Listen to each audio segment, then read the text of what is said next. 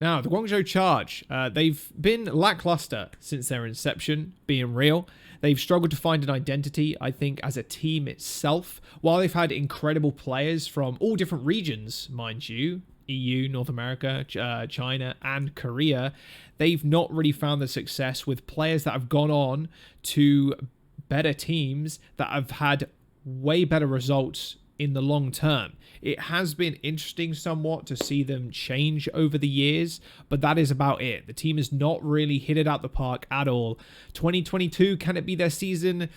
Ooh, I don't know. Let's talk about that. Now, their best season was in 2020 when they had Shu on the roster, they had Happy, they had Nero as well, and they ended up placing 4th in the Asia playoffs, and that was their best iteration of the roster so far.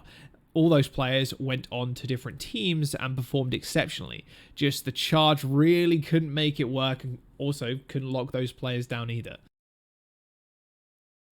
That's good.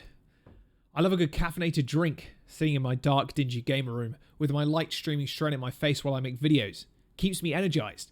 What a shame I'm not sponsored by one of those powdered drink brands with waifus on their cups.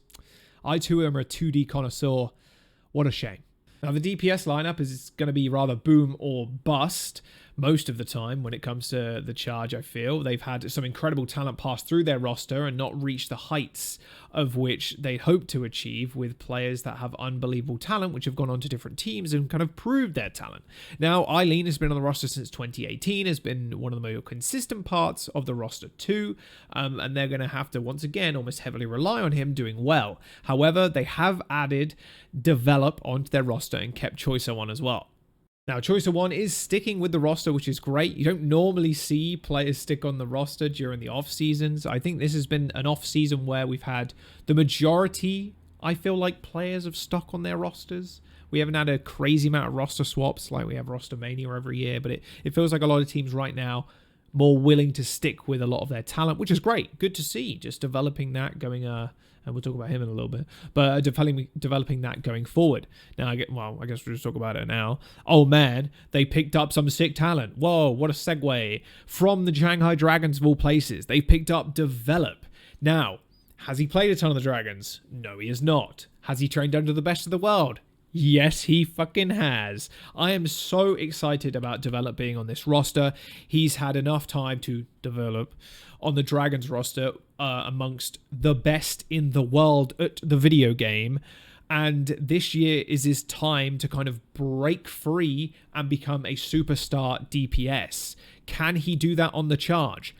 Maybe, maybe not. I do have worries since we've had people like Shu, Happy, Nero on the roster who have proven to be exceptional players when on other teams. Is Develop going to be kind of quashed because he's on the Charge? We'll have to wait and see, but my hope is that Develop is just going to flourish into a spectacular DPS player that can rival some of the best in the league, just looking at his history of training with someone like the Dragon. I think meta-wise, looking at something like Dive, I think they're incredibly well equipped to do just that, and I think that will probably be one of their strong suits if they do end up, if the meta does end up becoming a dive-orientated one. Now, the tanks, we have Rio and Krong.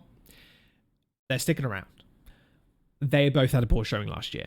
Krong had an amazing breakout season in 2020. His Sigma was dominant. I remember a lot of highlight plays coming from Krong, but then it just kind of petered out. It was almost like receiving a gift from the tier 2 scene, and you're like, wow, shiny new gift. Krong, oh my god, he's sick on Sigma. And then as time goes by, it just gets worn and rusted, and Krong didn't have the best season in 2021. I do hope for the guy in 2022. It's a brand new game, time to reinvent yourself as a tank player, especially since you've only got one of them in the server now. But there is still that question mark whether he'll actually bounce back to what his 2020 performance was like and not flounder like Rio and Krong did in 2021.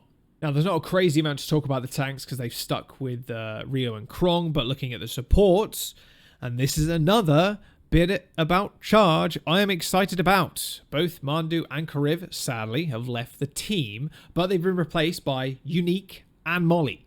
Where do Unique and Molly come from? Well, Element Mystic and the Shanghai Dragon. Unique's actually the last player from the Doha Sparkle Element Mystic era to actually join the league, and I'm pretty excited. And you bet he's wanting to prove to the league and to everybody else that he deserved to be in Overwatch League sooner than 2022.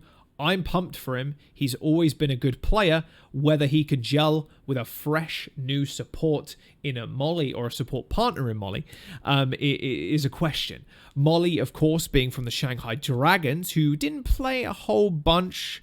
Let's be real, they didn't play much. Developers, well, they were more or less sidelined for a lot of the main talent on the Dragons, but still training under the best in the world. And I like what Charge have done. I'm going to be real.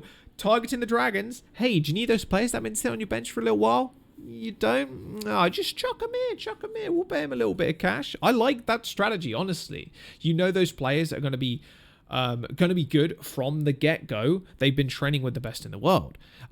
He did play 4 matches, which all of them were wins, so that is something, I guess. But with so little game time, same with Develop, it's hard to say how they actually do in the league. But again, brand new game, so we will see.